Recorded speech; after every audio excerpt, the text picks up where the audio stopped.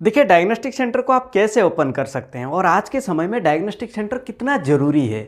देखिए day by day number of patient की संख्या बढ़ती जा रही है क्योंकि हर दिन नए नए बीमारियों की संख्या बढ़ रही है। इसीलिए देखिए देश की सभी हिस्सों में डायग्नोस्टिक सेंटर का होना बहुत ज़रूरी है और उन लोगों के लिए शानदार अपॉर्चुनिटी है जो डायग्नोस्टिक सेंटर बिजनेस को शुरुआत करना चाहते हैं।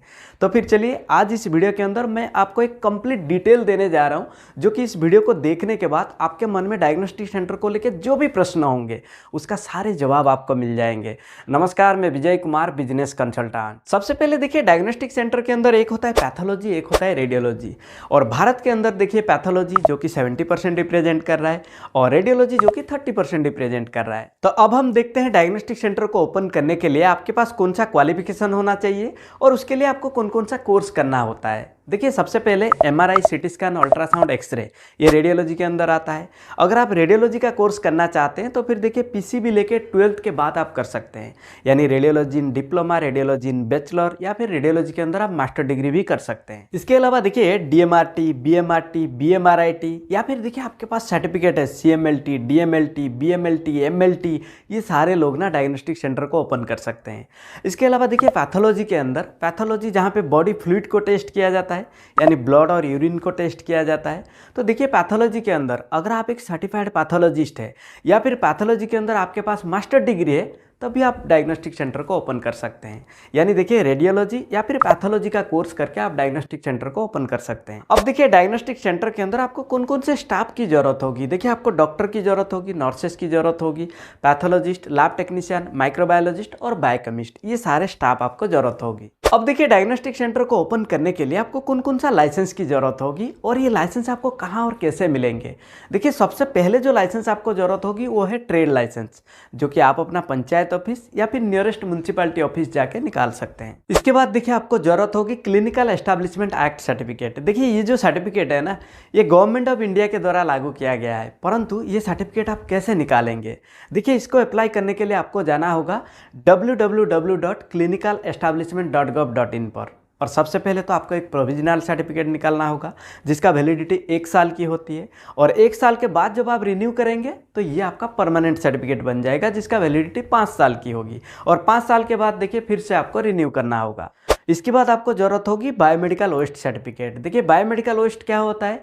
बायोमेडिकल वेस्ट यानी ऑर्गन, टिश्यू या फिर बॉडी पार्ट्स या फिर देखिए dressing, bandage, plaster cast, tube catheters या फिर देखिए सिरिंज, नीडल, ब्रोकन ग्लासेस, ये सारे बायोमेडिकल वेस्ट के अंदर आता है। परंतु इसका सर्टिफिकेट आपको कहाँ और कैसे मिलेंगे। देखिए इसके लिए आपको जाना होगा स्टेट पोल्यूशन कंट्रोल बोर्ड पे, यानी जो स्टेट के अंदर आप अपना डायग्नोस्टिक सेंटर को ओपन करना चाहते हैं पर्टिकुलर उसी स्टेट का पोल्यूशन कंट्रोल बोर्ड पे जाके आपको बायोमेडिकल वेस्ट सर्टिफिकेट निकालना होगा। देखिए ये आप ऑनलाइन भी अप्लाई कर सकते हैं, यानी स्टेट पोल्यूशन कंट्रोल बोर्ड पे जाके आप अपना स्टेट को सिलेक्ट करके इसको अप्लाई कर सकते हैं। इसके बाद देखिए आपको NABL सर्टिफिकेट की जरूरत होगी। NABL क्या होता है, national accreditation board for testing and calibration laboratories.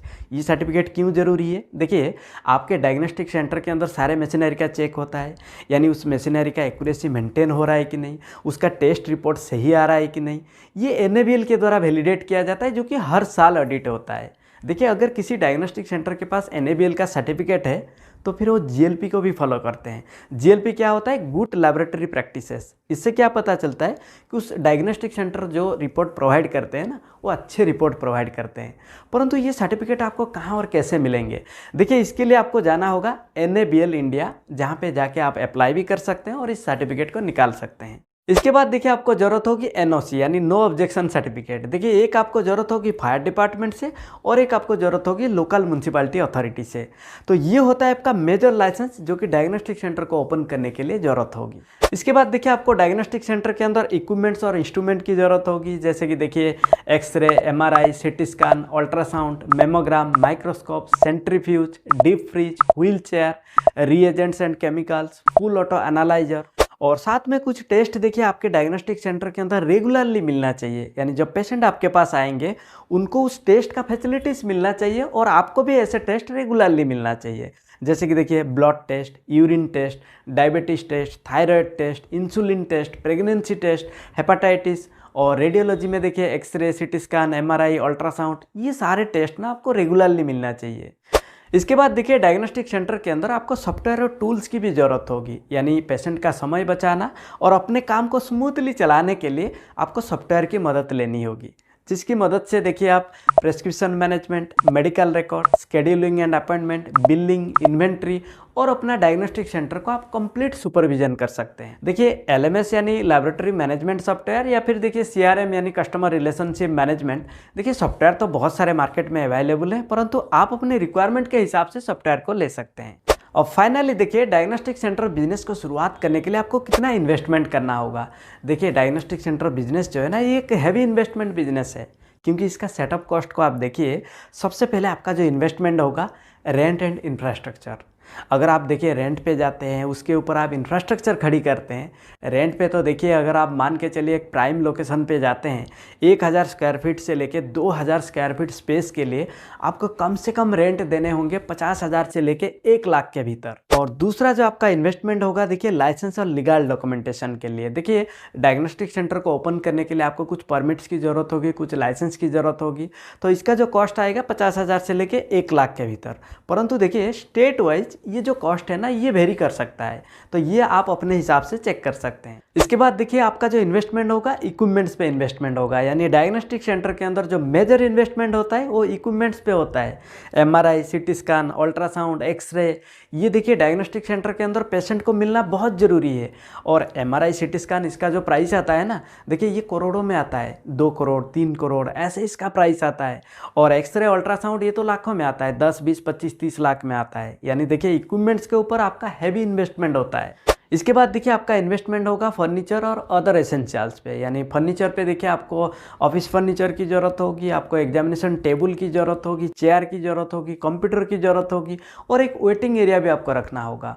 और देखिए आपको कुछ ना लैबोरेटरी इक्विपमेंट्स की ज़रूरत होगी ब्लड और यूरिन को टेस्ट करने के लिए, यानी कुल मिला के देखिए इसका कॉस्ट आएगा 20 से 25 लाख। और देखिए सॉफ्टवेयर के साथ आपका ऑपरेशनल कॉस्ट भी होंगे, लाइक देखिए पेशेंट का डाटा और बिलिंग प्रोसेस के लिए आपको सॉफ्टवेयर की ज़रूरत होगी। और मंथली जो ऑपरेशनल कॉस्ट होगा, जैसे कि इलेक्ट्रिसिटी बिल देना होगा, एम्प्लॉय को सैलरी देना होगा, यानी ओवरऑल अगर देखा जाए एक डायग्नोस्टिक सेंटर को ओपन करने के लिए आपको करोड़ों की इन्वेस्टमेंट की ज़रूरत होगी। परंतु देखिए इसके बाद ज़्यादा से ज़्यादा पेशेंट आपके डायग्नोस्टिक सेंटर के अंदर कैसे आएंगे, यानी आप मार्केटिंग कैसे करेंगे, देखिए इसके ऊपर ना एक डेडिकेटेड वीडियो मैं ऑलरेडी बना चुका हूं और उसका लिंक मैं आपको डिस्क्रिप्शन पे दे दूंगा। उस वीडियो को आप जरूर देखिए ताकि आपको काफ़ी कुछ नॉलेज मिलेंगे। परंतु अगर आपको ये वीडियो पसंद आया तो लाइक करिए, शेयर करिए और इस चैनल को आप सब्सक्राइब कर दीजिए। तब तक के लिए मैं विजय कुमार आप सभी लोगों को हृदय की गहराइयों से बहुत बहुत धन्यवाद।